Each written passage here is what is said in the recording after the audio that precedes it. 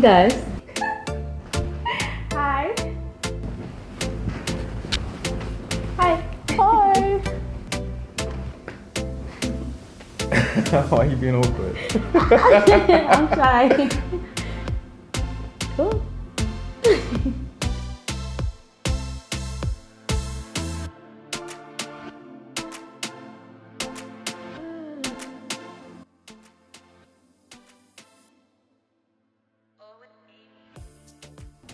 No. No. I We feel know like it. we don't. Yeah, we don't need to. Like we know it. We know grandpa, we know we know all our grandpas, we know all our grandmas. Yeah.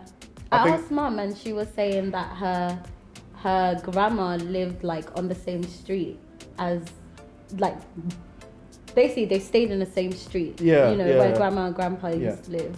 Their grandparents also stayed on the same street. Yeah, yeah. So I it's think like- the only time I've ever researched it was to remember there's the Alakes in Nigeria who are like kings and queens. Yeah, I was like, And I was like, you know what, it'd be pretty cool I'm a if we were like princess. related to like, you know, kings and queens. So Yeah. like Google that and then yeah. But unfortunately, we are not. No relations. I haven't looked deeply, but as I said, my mum is from Jamaica. So if we're going to go on that line, my mum is Jamaican and she originally comes from St. Thomas, which is the country in Jamaica. It also was the original capital of Jamaica. So lots of the rebellions were fought there. So when I look in terms of myself and see myself as a bit of a warrior queen, I realised in my ancestry a lot of Maroons, a lot of the people they fought there in St. Thomas. It's also the biggest capital of African spirituality and Christianity in the whole of Jamaica, St. Thomas. So that connects me back. And then my great grandma is actually Indian. So when I've researched, it's around early 1800s, if I'm right, that a lot of Indians were taken over from India and brought over to the Caribbean. I guess through spiritual readings and stuff like that, it kind of connects me back to the original black Indians, which were called the Dravidians, which is kind of like the original Hindu movement before it became Hindu, if that makes sense. Yeah. So there's that. And then on my dad's side, I don't really know. I just know St. Kitts. St. Kitts is an island that was named after Christopher Columbus. Yeah, we'll just leave that there. Yeah, but I'd say that St. Kitts is an island that a lot of different people from the other Caribbean islands settled in. Because when you listen to the accents, it can be a little bit, it sounds like a bit of a mishmash of a lot of different types of accents. A little bit, because I think with most Nigerian families, you tend to know more about your mother's side of the family.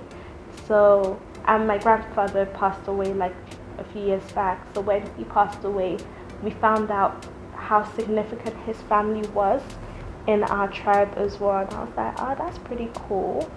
It's kind of weird for me because I actually do not have my dad's legal surname. So we have his first name because of African spirituality and superstitions. So as much as I want to delve into that, my mom's like, just leave it alone. You don't want to like come across anything that's going to shake the way you view your family and you view where you're from right now. I've looked like through asking my mum and like granny, but in terms of like online and stuff, looking at like ancestral knowledge, I haven't. Yeah, from what I know that my grandma and my mum was saying she's from the St. Vincent, but she claims that her family are like Caribs, so they're like native to St. Vincent, and that a lot of them, like there's kind of mix of like people that are from, you know, like Portugal, yeah. and like you know, like more southern American like countries. So yeah, so my grandma is like very much Caribbean, and then I know like from granddad's side, like his family is Ghanaian. But yeah, I've just been trying to like ask through word of mouth, but it's hard, you know, like a lot of Caribbean people don't actually know like their heritage. Luckily, like my granddad does, but my grandma, all she knows is that like she's from St. Vincent, so it's hard to like kind of get more as to like where her mother is exactly from. Like she knows Portugal, but like going further back, we haven't really had that passed on, which is kind of sad. But I would look into it for sure.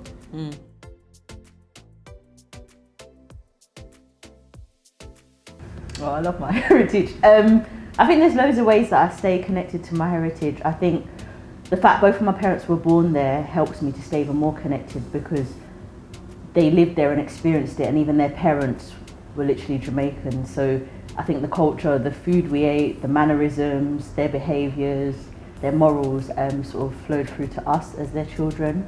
Also, I used to go there sort of every 2 years, but since working in the school, I haven't had the chance to go. So I think it's been about 5 or 6 years since I've been. And I guess I just stay connected by, how can I put it? Because I wouldn't say the music is just our culture, but I stay connected by embracing the music, keeping up to date with that, cooking food that is from my culture, researching the history behind my heritage, so knowing the actual depth and detail of it. I think that's the main way I stay connected. It's important, I think, as you get older, certain traditions that are kind of passed on from your mother and your father, I feel like it's important to keep them going. So whether it's in foods, how you cook things, how you keep the home, little ornaments. My grandmother passed away last year, and I suddenly became really attached to her 90. It sounds strange, but there's days when I think of her, and when I think of her on those days, is the days I always want to make saltfish fritters. I always want to have a West Indian tea, you know, with a bit of carnation milk, and I'll put on her 90.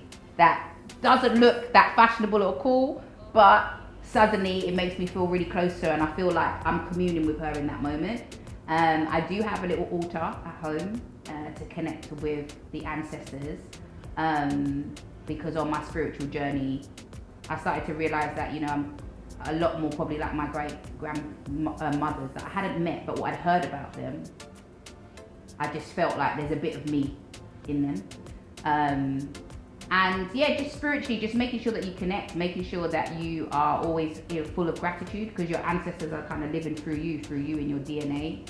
Making sure that I'm not staying complacent, knowing that I am able to do far more than they was able to do, and being able to claim back what was lost for them. I know that I can claim back kind of through me, and just stay proud. I think that being proud is really important. I think that there's a lot of things that happens in the world right now that can make, especially people of color, make you feel ashamed, make you feel sad, make you feel angry, make you feel, you know, not wanted. But then there's so many beautiful things about who we are, and I think that we should focus on those things. And every day when I walk down the street, I don't care what the white gaze is, because I'll be like, you know what? I'm beautiful, I'm powerful, and there's 1,000 ancestors walking behind me. So if you mess with me, they're gonna knock you out the way. So I feel proud.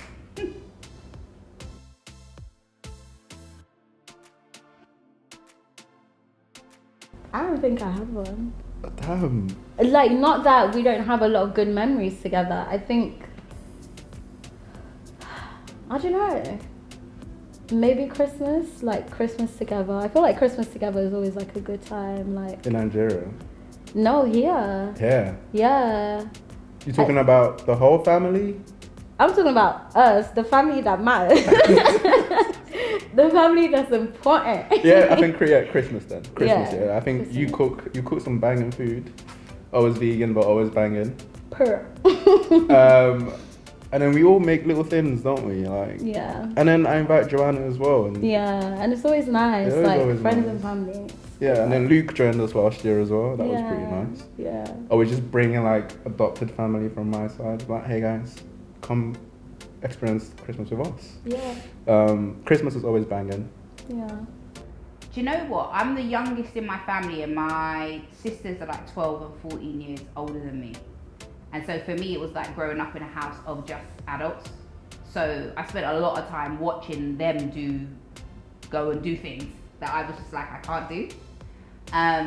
But I think if I think of a memory that I remember that I put a picture of up recently, I think it was on Instagram. I think it was in the stories. And it was my sister's 21st surprise birthday. And it was held in Wandsworth Town Hall. And it was massive. I just can't believe that there was about 400 or 500 people that turned up to this party. My sister had this dress like she was breakfast at Tiffany's, like it was like an off-the-shoulder dress that she got made. She looked like she could just sit on top of a cake. There was 5 cakes. It's the most elaborate thing. Her boyfriend sang to her. You know, like it was just like deep. And I was the only child there. And to me, now when I look back, I'm like, oh wow. But at the time, I was like, this is just dry. Because it was just me. And I followed her everywhere. The whole party, can you imagine? It's your birthday, your 21st birthday, you've had a surprise, and your little sister, who's about 10, is just following you everywhere. And so we have a picture where she's standing by the cake, my mum's cutting the cake, and then in with the picture, it's just me standing there because she's the only person that was really chatting to me. But she has fond memories of it, where she just said, oh, you just followed me everywhere. So it's quite a sweet memory because she wasn't annoyed with me in the way that I think that I would be annoyed if I had a little sister that was following me around. So that's a memory that I actually do cherish, that I got to see their 21st in that way. Like I was part of the surprise, but I was only little. I didn't get a surprise though, just saying. I feel away.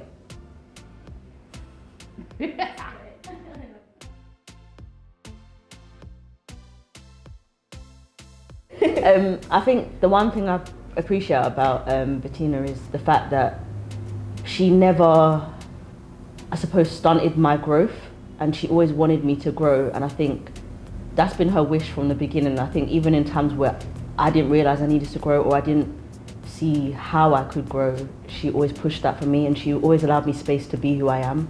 And I think especially in childhood, I was quite loud and sort of outgoing, and I suppose not in your face, but I was just very vibrant, and I suppose it would be seen like you were the quiet one or in the background, but it was more, I suppose we complimented each other, but you always pushed me to be better, and that's never changed. I never feel like you're, I suppose, a jealous friend or a proud friend. You've just always had my interests like at the forefront, and yeah, I couldn't have asked for a better friend. And I think it's only with age now and maturing that yeah, you've just made me level out and made me a calmer person. I feel like I've adopted all her attributes now as an adult, whereas back then I think we were complete opposites. Very different. Oh, that's cute. Oh, there's so many things I appreciate in Renee. I love the fact that she's so organised and she's so focused. That she's a good friend. I like that about you. Yeah, Cool. she's got, yeah.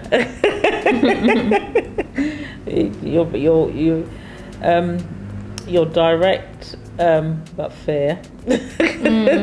Yeah, I do. Yeah, and you're very family focused, which is very good. Yeah, and your willingness to find out about your ancestors and your ability to learn and to take time to learn, because you seem to, you'll take that time to think, oh, I want to learn about this, and you go all in it, and you don't get fed up. You persevere, and you keep going and you keep going and keep going, and it's a bit like all those events, everything that she's done as a child. She's never stopped. She's always been like, I've started it, so I'm going to finish it, which is very good. Whereas my other daughter is a bit like, I've started it, I don't like it, I'm stopping. And he's like, no, I'm going to continue. I'm going to finish it. Yeah. So that's the bits I admire about you. Oh, that's cute. Thank you. That's cute. Oh man. No. I can chat to you about anything. Yeah. I can chat to you about girls. Not in that way, but Yeah. like I don't understand. I can't understand the way girls think about some things sometimes. Yeah, I And feel you like we shared have a about- good line of like communication. Yeah, we do. We Yeah. do. Like you give me some tips, and you're like, yeah, this is what it means, and I'm like, all right, cool. I Yeah. still don't get it, but like I'm you've broken sorry. it down as best as you can. But like, yeah. I would say it's completely the opposite for what you said. So like how you were very like energetic, and I was the silent one. Like I really didn't speak at all in school. Yeah. I feel like as the time has gone on, seeing you being able to be like so yourself in different circles, and you've always been unapologetically yourself, and I've struggled with that for me. So I feel like I've taken snippets from you, and even like your family life, and like I've like adopted your family as my family. They are hers. There's literally just so much. Yeah, I think that's the best thing like about you, that you're so unapologetically yourself. And I've taken that from you as well, and just like try to take it on board, and I want to try and pass that on as well. Actually gonna cry.